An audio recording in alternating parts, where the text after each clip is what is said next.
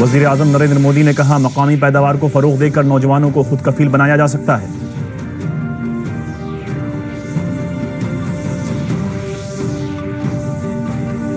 वज़ीर आला नीतीश कुमार ने कहा, अदम तशद्दुद और इंसानियत के लिए गुरु नानक देव जी के नजरियात से वाकफियत जरूरी। महकमे मौसमियात ने बिहार समेत 6 रियासतों के लिए रेड कोडेड वार्निंग जारी किया।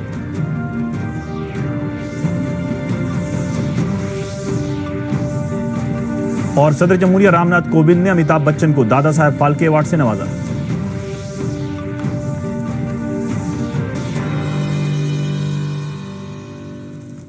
आदाब नाज़रीन, मैं हूं आपके साथ सलमान गनी और अब खबरें तफसील से। वज़ीर आज़म नरेंद्र मोदी ने कहा है कि मकामी पैदावार को फरोग देकर नौजवानों को खुद कफील बनाया जा सकता है।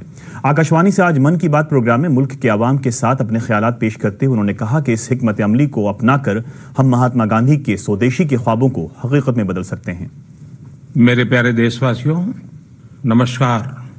कहा था कि हम देशवासी लोकल खरीदने का आग्रह रखें।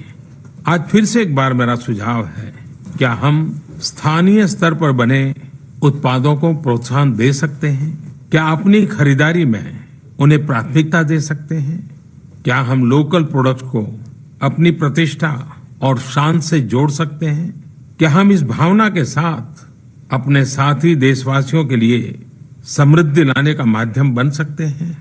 साथियों, महात्मा गांधी ने स्वदेशी की इस भावना को एक ऐसे दीपक के रूप में देखा जो लाखों लोगों के जीवन को रोशन करता हो, गरीब से गरीब के जीवन में समृद्धि लाता हो। 100 साल पहले गांधी जी ने एक बड़ा जन आंदोलन शुरू किया था। इसका एक लक्ष्य था भारतीय उत्पादों को प्रोत्साहित करना। उन्होंने कहा कि आज के नौजवान बेदार हो चुके हैं और मुल्क को उनसे काफी उम्मीदें वाबस्ता हैं। वज़ीर आज़म ने कहा कि भारत को नई ऊंचाई पर ले जाने का काम नौजवान ही करेंगे। जनाब मोदी ने कहा कि आज के नौजवानों को लाकानूनियत और बदनज़मी बिल्कुल पसंद नहीं है। इसे देखते ही वो इसके खिलाफ आवाज उठाते हैं और फौरन इसकी मुखालफत भी करते हैं।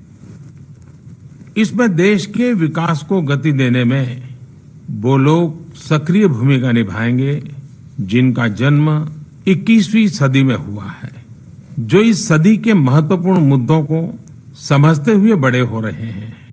ऐसे युवाओं के लिए आज बहुत सारे शब्दों से पहचाना जाता है। कोई उन्हें मिलेनियल्स के रूप में जानता है, तो कुछ उन्हें जनरेशन जेड या तो जेन जेड ये भी कहते हैं। और व्यापक रूप से एक बात तो लोगों के दिमाग में फिट हो गई है कि ये सोशल मीडिया जनरेशन है। हम सब अनुभव करते हैं कि हमारी ये पीढ़ी बहुत ही प्रतिभाशाली है। कुछ नया करने का, अलग करने का उसका ख्वाब रहता है। उसके अपने ओपिनियन भी होते हैं। और सबसे बड़ी खुशी की बात यह है, और विशेषकर के मैं भारत के बारे में कहना चाहूंगा, कि इन दिनों युवाओं को हम देखते हैं तो वो व्यवस्था को पसंद करते हैं, सिस्टम को पसंद करते हैं। इतना ही नहीं, वे सिस्टम को फॉलो भी करना पसंद करते हैं। और कभी कहीं सिस्टम प्रॉपरली रिस्पॉन्ड न करें तो वे बेचैन भी हो जाते हैं और हिम्मत के साथ सिस्टम को सवाल भी करते हैं। मैं इसे अच्छा मानता हूं। एक बात तो पक्की है कि हमारे देश के युवाओं को हम ये भी कह सकते अराजकता के प्रति नफरत है, अव्यवस्था, अस्थिरता, इसके प्रति उनको बड़ी चीड़ है। वे परिवारवाद, जातिवाद, अपना पराया, स्त्री पुरुष, इन भेदभावों को पसंद नहीं करते हैं। वज़ीर आज़म ने बिहार के मगरबी चंपारण जिले के भैरोगंज सेहत मरकज में एक स्कूल के पुराने तलबा के तवस्सुत से शुरू संकल्प 95 प्रोग्राम का जिक्र करते हुए कहा कि इससे देही इलाकों में लोगों के दरमियान सेहत के मामले में काफी बेदारी आई है। जम्मू कश्मीर के लद्दाख में हिमायत प्रोग्राम का जिक्र करते हुए उन्होंने कहा कि इसके तवस्सुत से भी 18,000 नौजवानों को हुनरमंद बनाकर माली एतबार से खुद कफील बनाया गया है। वजीर आजम ने एस्ट्रोनॉमी का जिक्र करते हुए कहा कि इस शोबे में भारत की तारीख काफी खुशहाल रही है। उन्होंने कहा कि आज के नौजवान एस्ट्रोनॉमी के शोबे में भी अच्छा काम कर रहे हैं। जनाब मोदी ने कहा कि 17वीं लोकसभा के दौरान गुज़श्ता 6 माह के अंदर हमारे मेंबरान पार्लियामेंट ने मुस्बत काम किया है। इस दौरान लोकसभा में 114% और राज्यसभा में 94% काम किए गए हैं। वजीर आजम ने कहा कि यह मुल्क में मजबूत होते जमहूरियत की अलामत है। उन्होंने नए साल के साथ ही जनवरी में आने वाले कई त्योहारों के लिए मुल्क के आवाम को नेक ख्वाहिशात पेश की। वजीर आजम के मन की बात प्रोग्राम को आज राजधानी पटना में भी सुना गया। बीजेपी के पटना दफ्तर में सड़क तामीरात के वजीर नंद किशोर यादव के साथ कई पार्टी लीडरान और कारकुनान ने मन की बात को सुना। बाद में नमानिगारों से बातचीत करते हुए नंद किशोर यादव ने कहा कि वजीर आजम ने हर बार की तरह इस बार भी मन की बात के तवस्सुत से लोगों को बेदार करने की अपील की है। जनाब यादव ने कहा कि वजीर आजम ने बेरोजगारी को दूर करने के लिए मकामी पैदावार को फरोग देने की बात कहकर देही आवाम के लिए काफी अहम काम किया है। 2022 में देश की आज़ादी के 75 साल पूरे हो जाएंगे।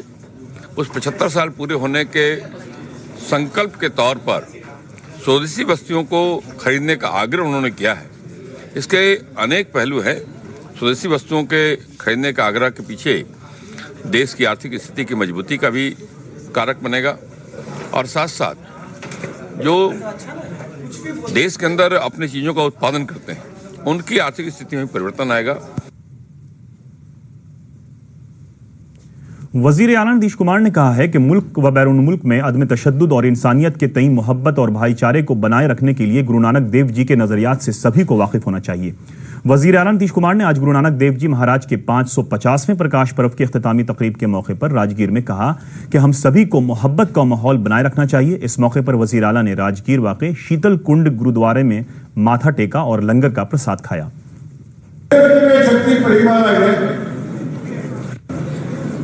जो गुरु नानक देव जी ने एक ओंकार का नारा दिया, यानी ईश्वर एक है, वह सभी जगह मौजूद है। हम सबका पिता वही है, इसलिए सबके साथ प्रेम पूर्वक रहना चाहिए। ईश्वर है, सब लोग एक परिवार के हैं। आजकल देख रहे हैं कितना झगड़ा वो करते रहते हैं। और क्या कहा गुरु नानक देव जी महाराज, झगड़ा मत करो, एक दूसरे का प्रेम करो, एक दूसरे का सम्मान करो। झारखंड मुक्ति मोर्चा के कारगुजार सदर हेमंत सोरेन ने आज झारखंड के 11वें वजीर आला की हैसियत से हलफ लिया। गवर्नर द्रौपदी मुर्मू ने राजधानी रांची के मोरहाबादी मैदान में एक तकरीब के दौरान उन्हें ओहदे और राजदारी का हलफ दिलाया। 44 साल के हेमंत सोरेन दूसरी बार रियासत के वजीर आला बने हैं।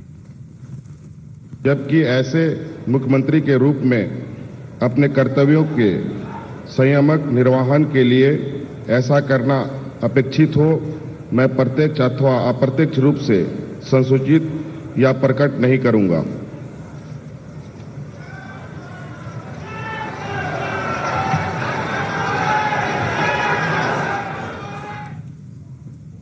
इस मौके पर कांग्रेस के सीनियर रहनुमा Rahul Gandhi, general secretary Priyanka Gandhi, CPM रहनुमा सीताराम येचुरी, सीपीआई के जनरल सेक्रेटरी डी राजा मौजूद थे।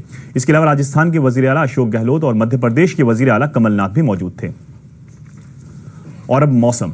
महकमा मौसमियात ने बिहार समेत पंजाब, हरियाणा, दिल्ली, राजस्थान और उत्तर प्रदेश के लिए आज रेड कोडेड वार्निंग जारी की है। रेड कोडेड वार्निंग उस वक्त जारी की जाती है जब मौसम के हालात उरूज पर होते हैं। कड़ाके की ठंड से राजधानी पटना समेत पूरी रियासत में मामूलात जिंदगी बुरी तरह मुतासिर है। पटना में आज कम से कम दर्जे हरारत 4.8 डिग्री और गया में 3.2 डिग्री सेल्सियस दर्ज किया गया। मकामी महकमे मौसमियात के साइंसदान आनंद शंकर ने बताया कि कल के मुकाबले आज राजधानी पटना के कम से कम दर्जे हरारत में थोड़ा इजाफा हुआ है। पूरी रियासत में अभी सर्द लहर जैसी सूरत हाल बनी हुई है। उन्होंने बताया कि रियासत के बेशतर हिस्सों में 31 दिसंबर के बाद बादल छाए रहेंगे। 2 से 4 जनवरी तक हल्की बारिश का इम्कान है। घने कोहरे के सबब सड़क, रेल और फिजाई खिदमात पर भी असर पड़ा है। कई गाड़ियां ताखीर से चल रही हैं। तापमान में काफ़ी गिरावट होगी और पिछले 2 दिनों से देख सकते हैं पूरे बिहार में तापमान में काफ़ी गिरावट रही है और जो तापमान है करीब 8 डिग्री से नीचे चल रही है पूरे बिहार में। और आज की बात करें तो सबसे कम तापमान गया में रिपोर्ट हुई है 5.3 डिग्री सेंटीग्रेड और पटना की बात करें तो आज 6.8 डिग्री सेंटीग्रेड रिपोर्ट हुई है, जो कि कल से 4.8 से 2 डिग्री ज़्यादा है। लखीसराय जिला हेडक्वार्टर से 35 किलोमीटर दूर नक्सल मुतासिरा चानन थाना के गोबरदाहा, कोड़ासी और बांसकुंड गांव में पुलिस की मुखबरी के इल्जाम में नक्सलियों ने 2 आदिवासी नौजवानों का कत्ल कर दिया। वाकये की जानकारी मिलते ही पुलिस ने जायवकूफ पर पहुंचकर लाश को पोस्टमार्टम के लिए भेज दिया है। जायवकूफ से पुलिस ने नक्सली पर्चा और कुछ कारतूस बरामद किए हैं। लखीसराय के सब डिविजनल पुलिस अफसर रंजन कुमार मामले की जांच कर रहे हैं। इस वाकये के बाद इलाके में कशीदगी का माहौल है। यहाँ पर आया मालिक सुतल रहे थे, हम भी सोवे खाटी में, हम रहे वो नेवारी में सुतल। वहाँ से कल के उठो चलो तो कल के कि हम तो हरा कलियो दादा से हमें हमरा काहे लग भोवल तो गौर कर रही हो। हाँ हमारा मिलका कल का कि कौन लोग थे उठाने ना चिन्ह यो रात के मौसम में। अच्छा कि कैसे चिन्ह हो। नए साल या त्योहार के मौके पर ग्रीटिंग्स कार्ड भेजने का सिलसिला अब तकरीबन खत्म होता जा रहा है। आखिर इसकी वजह क्या है? पेश एक रिपोर्ट। नवादा में ग्रीटिंग कार्ड्स की कई दुकानें हैं। साल 2019 अब विदा होने को है, लेकिन ग्रीटिंग कार्ड्स की दुकानों पर लगभग सन्नाटा है। दुकानदार खरीदारों की राह देख रहे हैं। दुकानदार राहुल कुमार बताते हैं कि सोशल मीडिया की वजह से लोग अब डाकघर के माध्यम से शुभकामनाएं भेजने से परहेज करने लगे हैं। खरीदना है, इसके लिए खरीदना है, उसको देना है, डाक द्वारा भेजना है। बट लेकिन आज के दौर में ये लगभग खत्म हो चुकी है। डिजिटल इंडिया जब से हुआ और फिलहाल हम लोग की दुकान थोड़ा बहुत मिल जाएगा, क्योंकि थोड़ा बहुत हम लोग रखते हैं, इसलिए अगर जनरली मार्केट में आपको कहीं भी दिखने को नहीं मिलेगा। बॉलीवुड के मकबूल तरीन अदाकार और मशहूर हिंदी अदीब हरवंश राय बच्चन के साहबजादे अमिताभ बच्चन को साल 2018 के लिए दादा साहब फाल्के अवार्ड से नवाजा गया। आज राष्ट्रपति भवन में मुनक्किद खुसूसी प्रोग्राम में सदर जमहूरिया रामनाथ कोविंद ने उन्हें एजाज से नवाजा। अमिताभ बच्चन ने अवार्ड मिलने पर शुक्रिया अदा किया है।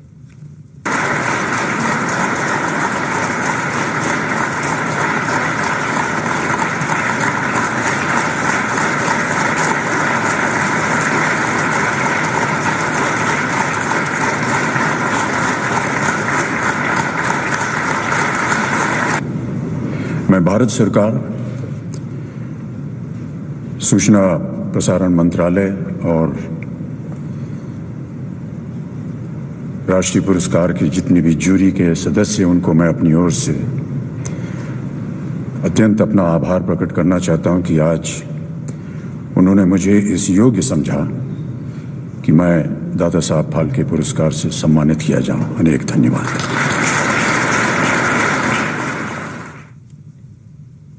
और अब आखिर में खास खबरें एक बार फिर। वजीर आजम नरेंद्र मोदी ने कहा, मकामी पैदावार को फरोग देकर नौजवानों को खुद कफील बनाया जा सकता है।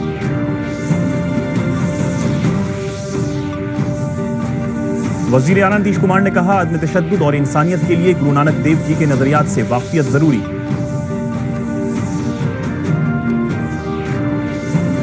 महकमे मौसमियात ने बिहार समेत 6 रियासतों के लिए रेड कोडेड वार्निंग जारी की।